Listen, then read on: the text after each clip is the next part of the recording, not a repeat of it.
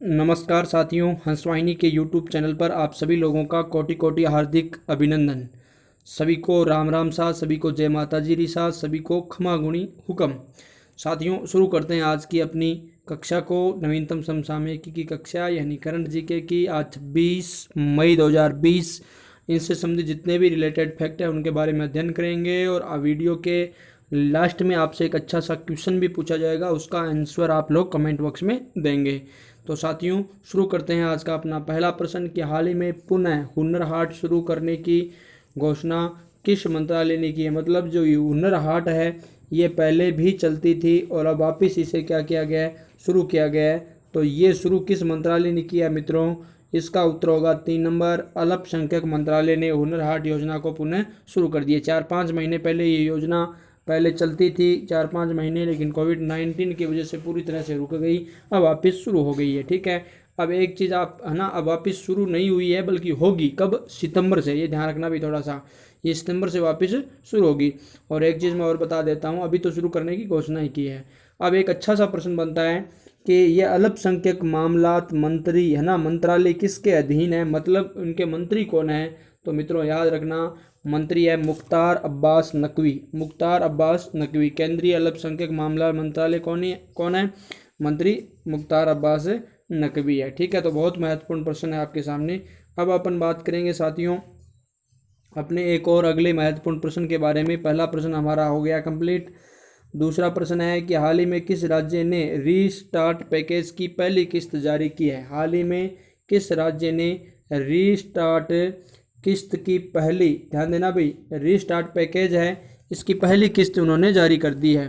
तो अब अपने को राज्य का नाम बताना है। तो राज्य के नाम की बात करेंगे मित्रों, तो ऐसा करने वाला राज्य है आंध्र प्रदेश। कौन सा राज्य है? आंध्र प्रदेश। ठीक है, अब ये जो रीस्टार्ट पैकेज की घोषणा की है, मतलब हर प्रकार की जो चीज़ें रुकी हुई थी उनको वापस है ना सही ढंग से पटरी पर लाने के लिए, कहने का मतलब सुचारू रूप से चलाने के लिए हर प्रकार की योजनाएं अब धीरे धीरे राज्यों में शुरू होगी, क्योंकि कोरोना का प्रभाव काफ़ी है। हालांकि मामले बढ़ रहे हैं लेकिन फिर भी जनजीवन को चलाने के लिए इस प्रकार के प्रयास किए जा रहे हैं। तो ये जो योजना है, ये जो पहली इसके लिए पहला पैकेज है ना किस्त के रूप में, पैसे के रूप में दिया है, तो ये शुरू कर दिया किसने? आंध्र प्रदेश ने। अब बात आती है आंध्र प्रदेश की, तो आपको अच्छी तरह से याद है, हमने भारत भ्रमण में खूब सारी चीज़ें पढ़ रखी है।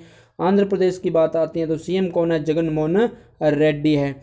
अगर बात अपन लोग ये कर लेते हैं है ना, एक कौन सी, कि अगर अपन बात करें कि इस योजना का जो उद्देश्य है वो क्या है ना, उद्देश्य मैंने आपको बता दिया लॉकडाउन के कारण ना, और मूल रूप से है ना एक चीज़ आपको ध्यान रख लेनी है, एमएसएमई है ना। एमएसएमई का मतलब हो गया, एम का अर्थ माइक्रो हो गया, एस का अर्थ स्मॉल, एम का अर्थ मीडियम और ई का अर्थ हो गया एंटरप्राइज। मतलब हो गया अपन अपने किस में कह सकते हैं, हिंदी में इसे कह सकते हैं सूक्ष्म लघु व स्मॉल उद्योग है ना, मंत्रालय है। इसको एक तरीके से बल देने के लिए, इससे संबंधित जुड़े हुए जो है ना संस्थान है उनको बढ़ावा देने के लिए योजना शुरू की जा रही है। ये पैकेज की घोषणा की गई है, स्टार्ट पैकेज की पहली किस्त। अब ध्यान रखना, ये जो पहली किस्त है ये लगभग 400 करोड़ रुपए की मतलब भुगतान हुआ है। तो ये ध्यान रखना बहुत महत्वपूर्ण है। प्रथम किस्त 450 करोड़ की है। अब साथियों बात करते हैं और महत्वपूर्ण, हम आंध्र प्रदेश की बात बीच में ही कर रहे थे है ना, सीएम जगन मोहन रेड्डी।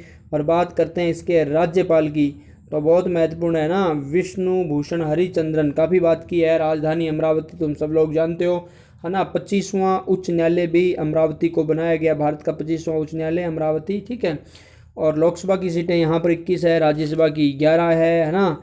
अगर बात करें मित्रों यहाँ का प्रमुख शहर विशाखापट्टनम की हमने बात कर ली है, भारत का सबसे गहरा बंदरगाह इसे कहा जाता है, विशाखापट्टनम बंदरगाह को। तो ये एक अच्छे फैक्ट है। और एक चीज़ और आप लोग याद कर लेना है ना, एक और महत्वपूर्ण जो योजना थी वो हमने बात की थी, जगन्ना विद्या दिवेना योजना ही किसकी है? आंध्र प्रदेश की है। एक और योजना थी निगाह ऐप, वो भी यहीं का है। और एक कोविड फार्मा है ना ऐप, वो भी यहीं से संबंधित है। तो ये इतने फैक्ट थे जो जरूरी थे आपको याद करना। अब अगला प्रश्न 3 नंबर कि हाल ही में प्रसिद्ध फुटबॉलर अरिजीत एडुरी ने अपने संन्यास की घोषणा की है, ये किस देश के हैं? यानी ये जो खिलाड़ी है, फुटबॉलर है, ये किस देश से संबंधित है? तो आपको उस देश का नाम बताना है साथियों। ये स्पेन से संबंधित है। बात स्पेन की करते हैं तो स्पेन की राजधानी तुम सब लोग जानते हो कौन सी है, मैड्रिड है। स्पेन की राजधानी कौन सी है, मैड्रिड है। ठीक है, तो ये अच्छी है ना, अच्छा प्रश्न है। ये यूरोप महाद्वीप का देश है मित्रों, यूरोपियन कंट्री है ना, यूरोप महाद्वीप का क्या ये देश है। और एक चीज़ आपको याद होगा है ना, विश्व का सबसे है ना नगरीकृत महाद्वीप किसे कहा जाता है, यूरोप को ही कहा जाता है। और एक चीज़ और बता देता हूँ, यूरोप के बारे में बात आ गई है तो सर्वोच्च शिखर की बात करेंगे तो माउंट एल्ब्रुस हो जाएगा ना। और इसे पर्याय द्वीपों का पर्यायद्वीप भी कहते हैं, किसको, यूरोप को। और सबसे अगर लंबी नदी की बात करें मित्रों तो वो हो जाएगी वोल्गा। कौन सी हो जाएगी, वोल्गा। ये महत्वपूर्ण फैक्ट है। ठीक है, तो ये स्पेन की बात हमने कर ली है। और स्पेन के फुटबॉलर थे जिन्होंने क्या ले लिया, संन्यास की घोषणा कर दी है। तो ये एक अच्छा सा प्रश्न आपके सामने। अब बढ़ते हैं आगे। प्रश्न नंबर किसके 4 की बात कर लेते हैं कि हाल ही में भारत के प्रसिद्ध हॉकी खिलाड़ी का निधन हो गया। इनका नाम क्या था मित्रों, कल ही इनका निधन हुआ है, तो उनका आपको नाम बताना है साथियों। यहाँ पर 2 नंबर जो विकल्प है वो पूरी तरह से हमारा सही है, बलवीर सिंह है ना, बलवीर सिंह दोसांझ। ये जो खिलाड़ी है इनका अभी क्या हो गया है, बलवीर सिंह दोसांझ का निधन हो गया। ये हॉकी खिलाड़ी थे और 3 गोल्ड मेडल इन्होंने जीत रखे थे साथियों, बहुत महत्वपूर्ण है। 3 बार ओलंपिक में इन्होंने क्या गोल्ड मेडल जीते थे। ठीक है, बहुत अच्छी बात है। और 1956 में ये अपने भारतीय टीम के क्या थे, भारतीय हॉकी टीम के कप्तान भी थे, है ना, बहुत अच्छी बात है। और इन्होंने जो ये जो गोल्ड मेडल जो जीते थे 1948 लंदन ओलंपिक में, फिर 1952 में जीता, और उसके बाद इन्होंने 1956 में एक लंदन ओलंपिक में एक गोल्ड मेडल और जीता था। ठीक है, तो ये महत्वपूर्ण फैक्ट है, मतलब ये ओलंपिक में इन्होंने क्या जीते हैं, 3 गोल्ड मेडल जीते हैं। ठीक है, और एक चीज़ और बता देता हूँ, फाइनल में ना, लंदन ओलंपिक के फाइनल में सबसे ज़्यादा गोल करने वाले खिलाड़ी का रिकॉर्ड भी इन्हीं के ही नाम है। तो बहुत अच्छा सा अपना प्रश्न बनता है। अगर बात आती है रत्नाकर, अगले अन्य ऑप्शनों पर अगर बात करें, रत्नाकर मतकरी तो हमने बात की थी मित्रों, ये मराठी के क्या लेखक है। और देवराय बंगाली, इनके बारे में भी बात की थी हमने, देव है ना, देवेश रॉय के बारे में, है ना, ये बंगाली लेखक है, ये भी हमने पढ़ रखा है। और ये जो रंगप्पा, राजा रंगप्पा नाइक है ना, इनका भी निधन हुआ, तो ये पूर्व सांसद थे। ठीक है, क्या थे, पूर्व सांसद थे। ठीक है, ये भी महत्वपूर्ण बात है लोकसभा के। अब अपने साथियों बढ़ते हैं अपन एक और महत्वपूर्ण प्रश्न की ओर। प्रश्न नंबर 5वां है। 5वां प्रश्न कह रहा है कि हाल ही में किस राज्य के मंत्रिमंडल ने खेलों को उद्योगों का दर्जा दिया है। बहुत महत्वपूर्ण है। खेलों को उद्योगों का दर्जा देने का मतलब स्पष्ट हो गया कि अब खेलों में व्यवसाय आया है और इससे क्या होगा, रोजगार बढ़ेगा। ठीक है, तो ये किस राज्य के मंत्रिमंडल ने खेलों को उद्योग का दर्जा दे दिया है ना, फायदा मैंने आपको बता दिया। तो देखो, अगर अपन इसके प्रश्न के उत्तर की बात करें तो उत्तर अपना 3 नंबर होगा, मिजोरम साथियों। और रोजगार है ना के अवसर बढ़ेंगे, इसके लिए ऐसा काम किया है। और मिजोरम की बात करोगे तो राजधानी कौन सी हो जाएगी, आइजोल, आपने पढ़ा है। अगर यहाँ के सीएम की बात करेंगे तो जोराम थांगा, हमने पढ़ रखा है, जोराम थांगा। अगर यहाँ के गवर्नर की बात करेंगे पीएस है ना, पीएस श्रीधरन पिल्लई, हमने ये भी पढ़ रखा है। इन दिनों ही भारत भ्रमण की कक्षा में पढ़ा है। अगर अभी कई लोग नए जुड़े हैं अभी चैनल में तो वो अपने चैनल में जुड़े, सब्सक्राइब करें, अन्य चीज़ें जो हो सकती है वो करें और पीछे की प्लेलिस्ट देख लें। अब बात करते हैं साथियों एक और महत्वपूर्ण प्रश्न की। प्रश्न नंबर अपना है 6। हाल ही में किस बैंक ने सीनियर सिटीजन केयर एफडी योजना, हाल ही में किस बैंक ने सीनियर सिटीजन केयर एफडी योजना शुरू की है। यानी इनमें से कोई एक बैंक है जिसने सीनियर सिटीजन केयर एफडी, मतलब सीनियर जो लोग हैं, वरिष्ठ नागरिक हैं, उनकी सुरक्षा के लिए एफडी है ना, फिक्स्ड डिपॉजिट अपन कहते हैं, उसके बारे में, फिक्स्ड डिपॉजिट के बारे में। तो ये एफडी योजना शुरू किसने किया है, इन्हीं बैंकों में से हमें किसी एक बैंक का नाम बताना है। तो इसका जो उत्तर है वो आपका है HDFC। कौन सा बैंक है, HDFC बैंक है। और HDFC बैंक ने ये योजना शुरू की है। ठीक है, जब HDFC बैंक की बात आती है, इसकी स्थापना कब होती है, 1994। कब होती है, 1994। और ये होती कहाँ पर है, मुंबई में। कहाँ पर होती है भाई, मुंबई में। ठीक है ना, इसका हेडक्वार्टर मुंबई में है। और अगर CEO की बात करें, इसके CEO की, तो वो हो जाएंगे आदित्य पुरी इसके क्या हो जाएंगे, CEO हो जाएंगे। तो ये बात भी आपको याद रखनी है। HDFC के बारे में हमने कर लिया है, जिन्होंने सीनियर सिटीजन केयर फंड योजना की क्या की है, शुरुआत की है। ठीक है साथियों, अब शुरू करते हैं अपन लोग अगले एक और प्रश्न पर। अगला प्रश्न हमारा और महत्वपूर्ण है और अगला प्रश्न है कि हाल ही में किस राज्य सरकार ने शराब की एमआरपी के ऊपर 50% स्पेशल कोविड-19 शुल्क लगाने की घोषणा की है? बहुत अच्छी सी बात है ना, ज़बरदस्त बात है। देखिएगा क्या बात है कि हाल ही में किस राज्य सरकार ने शराब की एमआरपी के ऊपर, मतलब शराब की है ना, कुछ भी हो, जो भी है, बोतल वगैरह जो भी है, उसके ऊपर जितने भी एमआरपी है, जैसे मान लो उसके ऊपर 200 रुपये हैं, उसके ऊपर 50% स्पेशल कोविड-19 शुल्क लगाने की इसने क्या कर दिया घोषणा। अगर 200 रुपये की है तो उसके ऊपर 100 रुपये तो आपको कोविड-19 के लिए आधा अलग से देने ही पड़ेंगे। तो ये शुल्क किसने घोषणा की है? बहुत अच्छा सा प्रश्न बनता है मित्रों, सभी खास सभी लोग, मैं तो कहता हूँ 50% नहीं 200% लगना चाहिए, ताकि इन चीज़ों से हम बच जाए, हमारे परिवार और घर और समाज और सब कुछ बच जाए। इस शराब ने सब कुछ तबाह करके ही रखा हुआ है। ठीक है, तो साथियों अब बात करते हैं अपन लोग किसकी, इस ये काम किया किसने है? तो ओडिशा ने। किसने किया है? ओडिशा ने। ठीक है, ओडिशा राज्य का ये कारनामा है, बहुत अच्छा भी है। और मैं आपको एक बात बता देता हूँ, ओडिशा के बारे में हाल ही में एक अच्छा सा प्रश्न बनता है। ओडिशा जो हाई कोर्ट है ना, हाई कोर्ट के है ना जो मुख्य न्यायाधीश है अब कौन है? मोहम्मद मोहम्मद रफ़ीक अभी ही बने हैं। तो ये बहुत अच्छा सा प्रश्न मैंने आपको अलग से जोड़ के बताया, हालांकि पीछे हम इसके बारे में चर्चा कर चुके हैं। अब बात करते हैं ओडिशा की राजधानी भुवनेश्वर, यहाँ के सीएम नवीन पटनायक। अगर अपन बात करें हाल ही में, एक चीज़ और मैं बता देता हूँ, हाल ही में प्रधानमंत्री मोदी के द्वारा ओडिशा व पश्चिम बंगाल का क्या किया गया? दौरा किया गया। चक्रवाती तूफान अम्फान की बात भी मैंने आप लोगों को बता रखी है। तो उसमें पश्चिम बंगाल को ना WB मतलब पश्चिम बंगाल को तो 1000 करोड़ रुपए दिए। कितने करोड़? 1000 करोड़। और ये जो है ना ओडिशा है ना, क्या ओडिशा को इन्होंने 500 करोड़ रुपए की क्या दी है? सहायता दी है। तो ये बात भी आप ध्यान रखना, यहाँ कम नुकसान हो, यहाँ बहुत ज़्यादा हुआ, उसके हिसाब से दिया है। ठीक है, तो ये भी एक अच्छा तथ्य आप जान गए। और मैं एक चीज़ और बता देता हूँ, ओडिशा के जो मुख्यमंत्री है साथियों नवीन पटनायक, उनको एक पुरस्कार मिला था हाल ही, मैंने आपको बताया ना, पेट्टा के द्वारा पुरस्कार दिया गया था। पुरस्कार का नाम क्या था? हीरो टू एनिमल, है ना। बहुत अच्छा सा पुरस्कार मैंने आपको बताया, अवार्ड इनको दिया हुआ है, तो आपको ये याद रखना है। अब बात करते हैं अपन ओडिशा की कुछ और की। तो मित्रों सतकोसिया टाइगर रिजर्व यहाँ पर है ना। सिमलीपाल नेशनल पार्क बहुत महत्वपूर्ण है। और चिल्का झील की बात करें ना, भारत की सबसे बड़ी खारे पानी की झील, वो भी कहाँ पर है? ओडिशा में है। तो ये जो फैक्ट बनते थे वो मैंने आपको बताए हैं। अब अपन साथियों बढ़ते हैं अपन एक और महत्वपूर्ण प्रश्न की ओर। अगला प्रश्न अपना है कौन सा?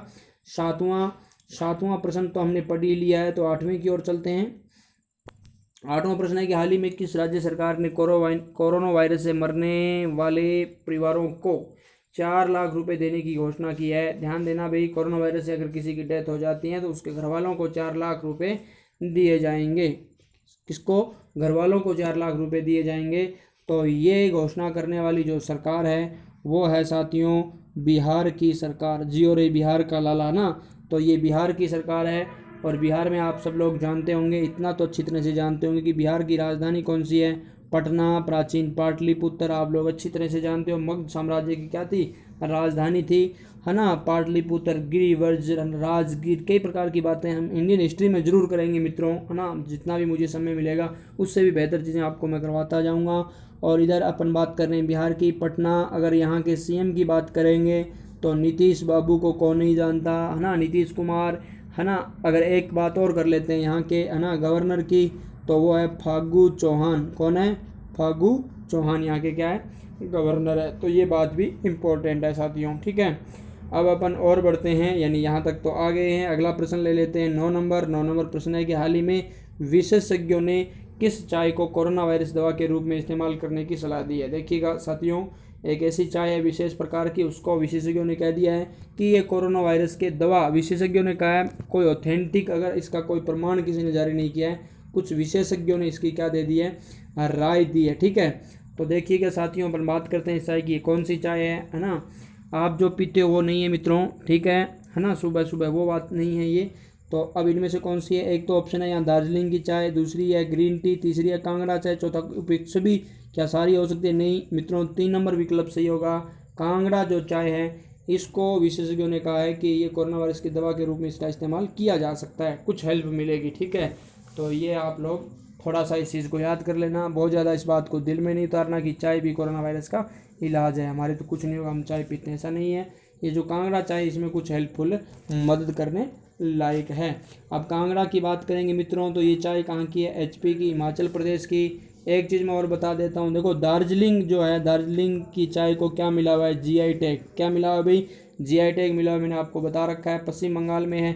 और सबसे बड़ी चाय से संबंधित ये क्या है? सिटी भी यही है ना, चाय उत्पादक सबसे बड़ा शहर भी क्या है? दार्जिलिंग ही है। अगर राज्य की बात करोगे तो आपका उत्तर आ जाएगा पश्चिम बंगाल। ठीक है। अब हाल ही में जैसे चाय से संबंधित बात आई है, तो इंटरनेशनल टी डे आपको याद होगा, अंतर्राष्ट्रीय चाय दिवस है ना।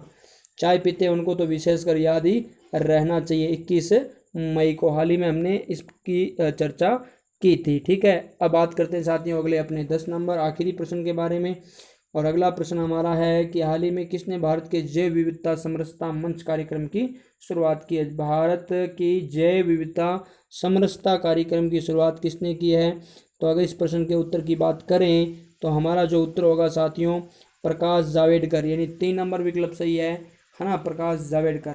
अब प्रकाश जावड़ेकर ने शुरू किया तो क्यों किया, कैसे किया है? बात जैव विविधता से संबंधित आ रही तो मतलब कहीं ना कहीं पर्यावरण से रिलेटेड है, वन्य एवं जलवायु से संबंधित है। तो हमारे देखिएगा है ना, पर्यावरण वन एवं जलवायु जो मंत्री है वो कौन है साथियों?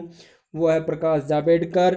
इस वजह से यह इन्होंने ही इसका क्या किया है, इस कार्यक्रम को शुरू किया है। तो ये हमारा क्या होगा, उत्तर होगा प्रकाश जावड़ेकर से संबंधित। और अब एक चीज़ आप भी बताओगे, कितना अच्छी सी बात है, वो ये है कि अगर अपन बात करें जैव विविधता, देखो ये नाम आया जैव विविधता, तो इससे संबंधित इंपॉर्टेंट डे की बात हम करके आ चुके हैं। जैव विविधता दिवस कब मनाया जाता है? 22 मई को, है ना। और अभी टी डे की बात की थी हमने, वो कब थी? 21 मई को। तो ये कंटिन्यू है, तो इनको भी आप ध्यान रखना। ये अपना 10 प्रश्न है वे पूरे हुए। अब आपके लिए एक अच्छा सा प्रश्न है साथियों, आज का सवाल, इसको भी आप लोग लिखकर है ना, उत्तर लिखकर जरूर बताओगे कि हाल ही में किस देश ने अपनी एक सड़क का नाम बदलकर टैगोर स्ट्रीट रखा है? यानी इनमें से कोई देश है, श्रीलंका, भारत, इजराइल, मालदीव, इनमें से कोई भी देश हो सकता है। आपको उत्तर क्या करना है, कमेंट बॉक्स में जरूर लिखना है, जितना भी हो सके उसमें लिखना है। अब आपके लिए अंतिम रूप से प्रेरक कथन के रूप में कि मार ठोकर पहाड़ों को बनाकर रास्ता निकल जा। देखो आपके लिए बहुत अच्छी सी बात है, प्रेरक बात है कि मार ठोकर पहाड़ों को बनाकर रास्ता निकल जा, तो सोने सा चमक उठेगा, थोड़ा सा मेहनत की आग में जल जा। कहने का मतलब मेहनत की आग में जलना है, सीधी आग में नहीं जलना है। समझ गए कि आप लोग? मेहनत ही करना है, अगर थोड़ा सा आप मेहनत करोगे तो सोने की तरह चमक जाओ। कहने का मतलब सोने को चमकने के लिए आग में जलना पड़ता है, तो आपको चमकने के लिए, आपको कुछ अच्छा करने के लिए मेहनत रूपी अग्नि में जलना पड़ता है। कवि यही कहना चाहता है, और कवि के साथ साथ मैं भी यही कहना चाहता हूँ मित्रों। ठीक है, लगातार बने रहो इसी शुभेच्छा के साथ कि आप लोग सफल हो। मैं मेरी कक्षा को यहीं संपन्न करूँगा साथियों। जय हिंद, जय भारत, वंदे मातरम।